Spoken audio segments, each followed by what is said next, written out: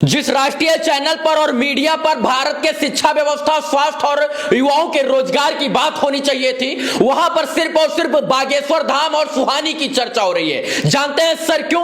क्योंकि सुहानी के नाम पर मीडिया वालों को टीआरपी मिल रही है और यही कारण है कि शिक्षा, स्वास्थ्य और रोजगार से हटकर टीवी चैनल वाले सिर्फ और सिर्फ सुहानी और बागेश्वर धाम सरकार को बदनाम करने के लिए दिन भर जो है कहीं ना कहीं एक शो शुरू कर दिए हैं और वहां पर सिर्फ और सिर्फ सुहानी और बागेश्वर धाम वाले सरकार की ही चर्चा हो रही है। सुनो सुहानी, जो तुम ये माइंड रीडिंग का गेम कर रही हो और लोगों को भ्रमित करने का प्रयास कर रही हो, ऐसा काम हमारे गांव के चिलम चिलांडू लौंडे भी करते हैं और बहुत सारे लोग जैसे नारद बाबा और इसके बाद मगरू चाचा दिन भर यही काम करते रहते हैं। तो जो तुम कह रही हो कि मैं बाबा को चैलेंज देती हूं और जो तुम कह रही हो कि जो काम बागेश्वर धाम सरकार वाले बाबा कर सकते हैं वो मैं भी कर सकती हूं, तो सुनो सुहानी, तुम 100% गलत हो, क्योंकि बागेश्वर धाम वाले बाबा जो हैं, बागेश्वर धाम सरकार किसी को मन में चिल्लाने के लिए नहीं बोलते हैं और किसी को यह भी नहीं कहते हैं कि तुम ये सोचो और किसी को यह भी नहीं कहते हैं कि अपने मन में तेज से चिल्लाओ और हमको मत बताओ। तो सुनो सुहानी, बागेश्वर धाम सरकार भरी व्यासपीठ से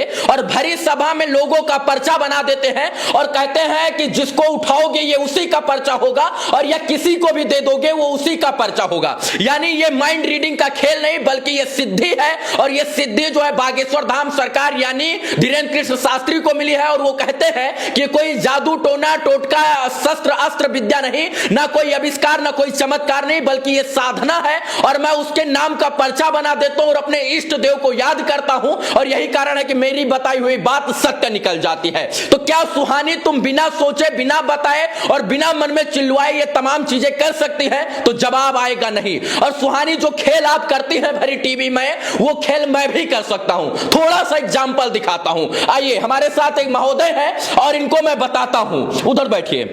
क्या नाम हुआ आपका?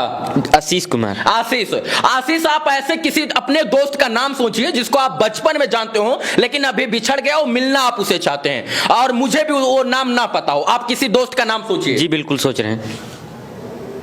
सोच लिए पक्का? जी बिल्कुल। अच्छा, जो है इतने तेज से अपने मन में उस आवाज को चिल्लाइए कि मेरे कानों तक वो आवाज आ जाए। आंख बंद करके। हो गया, इस बार क्लियर। सोच लिए पक्का? अब मैं बताऊंगा आप क्या सोच रहे थे। बताइए।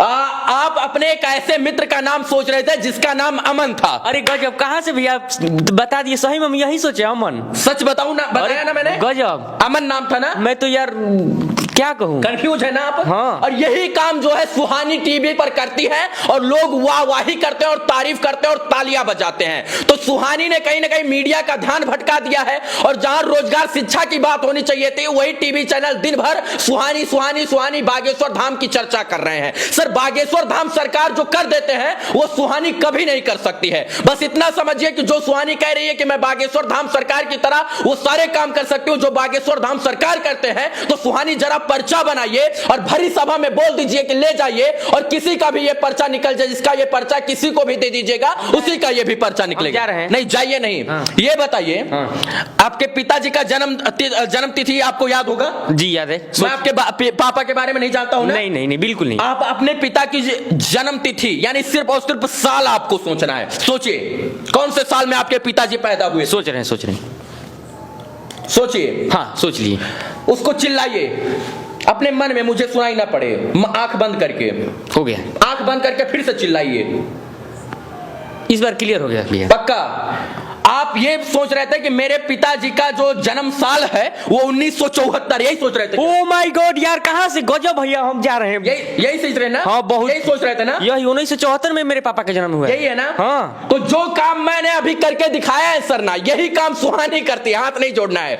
यही काम सुहानी करती है और ये काम हमारे गांव में तमाम लोग आए दिन पहले ही करते थे और आज भी करते हैं। ये कोई बड़ा खेल नहीं है सर, बल्कि ये 3 आई एक्टिवेशन है और इसकी एक कला होती है, इसका एक जो है कहीं ना कहीं माइंड रीडिंग का खेल होता है और इसकी पढ़ाई होती है जो सुहानी पहले पढ़ चुकी है और उसी को आके टीवी चैनल पर बोल रही है। अब ध्यान से सुनिए, मुख्य बात पर आते हैं। ये कोई सर चर्चा का विषय नहीं है। मीडिया को शिक्षा, स्वास्थ्य और रोजगार के ऊपर बात करना चाहिए, लेकिन मुद्दे को भटकाने के लिए सुहानी को लाकर बिठा दिया गया और जिसकी वजह से तमाम ये बतंगड़ शुरू हो गया है। ऐसे बहुत सारे लोग हैं जो बागेश्वर धाम बाबा की तरह बहुत सारे लोग पहले से ऐसा काम करते थे, लेकिन बहुत सारे लोगों के आंखों पर बागेश्वर धाम सरकार वाले धीरेन्द्र कृष्ण शास्त्री खटकने लगे थे और यही कारण है कि बहुत सारे लोग उनको चैलेंज करने लगे और उनका विरोध करने लगे और जिसकी वजह से मीडिया ने यह पूरा बात का बतंगड़ बना दिया है। बस इतना कहूंगा, यह कोई चर्चा का विषय नहीं है, इसको स्टॉप कर देना चाहिए, इसको रोक देना चाहिए, क्योंकि यह देश आस्था,